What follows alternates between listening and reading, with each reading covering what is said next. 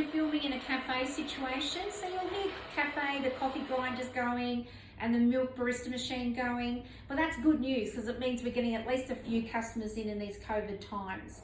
So please bear with us with that noise in the background. All right, so now we've got all our layers ready, we're going to do the soil. Now, if I had chosen the ferns, the next segment would be very, very different. And in fact, I probably will do a separate segment for the ferns because the soil is extremely important. But because I've chosen to do a succulent, I don't really need to mix up anything special because as long as you buy, and this is important, you must buy beautiful quality soil, okay? All potting mix is different. Don't buy the ones that are black and gold or whatever the cheap and nasty ones are. Sorry, black and gold. Buy good quality. So this is a cacti and succulent premium potting mix. Spend a few extra dollars and always do that if you're doing this at home. But guess what? You bought a kit off me and I only buy top quality. So this is what is in your kit. Okay, great. So let's put this in. And the reason why it's important to get the right one for your plants is because plants absorb moisture differently, okay?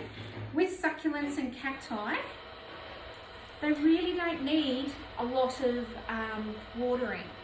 So you want to make sure it's a soil that's going to drain really well. Remember how I told you before that drainage is the most important thing? Well, I wasn't kidding. So notice I've only just put a little bit of soil in there because right now this isn't about planting your plant. It really is about positioning your plant. So just in case you're not much of a gardener or you haven't done this before, if you buy a plant from a nursery or hopefully from us, you make sure that you just do this, all right? And then it will come out really easy. You can keep these little tags, that's a good little reminder. Put in your little plant diary if you've got one.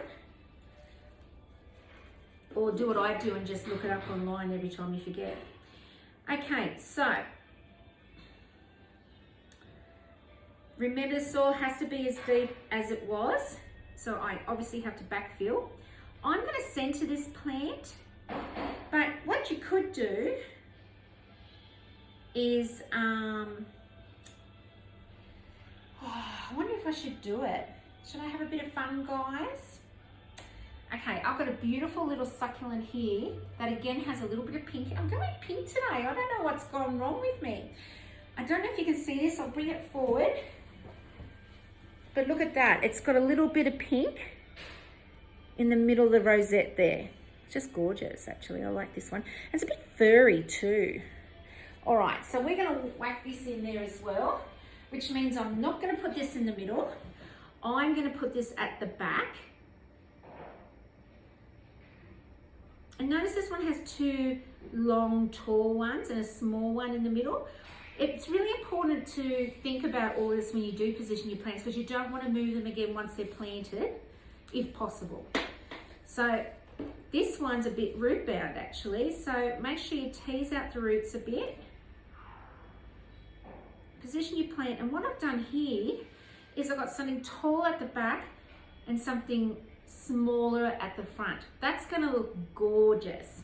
Now, that's one of the benefits of coming and doing a terrarium class here, is you can sort of play with it a little bit. You can get extra plants, etc., etc. But like I said before, if you need an extra plant, just let me know and we'll find something for you. Okay, now, no gloves, but really when you're using potting mix, you should use gloves. But I'm going to be a bit naughty. And what we're doing here is something called backfilling. You don't want to put your plant against the glass. Once you put it against the glass, you're going to see the roots as they grow. Don't worry if little bits and pieces fall off your succulents. They do it all the time. The good news is they'll probably grow. So nothing to stress about there. So guys, you've now done your soil. I've explained to you why it's important, and I've explained to you about with watering that they don't need a lot. Now, Here's the benefit of you doing it at home. If you'd been in a class, I wouldn't have let you water it here because the swooshing with the water and soil would have wrecked your layers in the car going home. But because you're home, you can actually give this a bit of water now and get all that excess dirt off your leaves and everything. Succulents don't like things sitting on them like pebbles or dirt.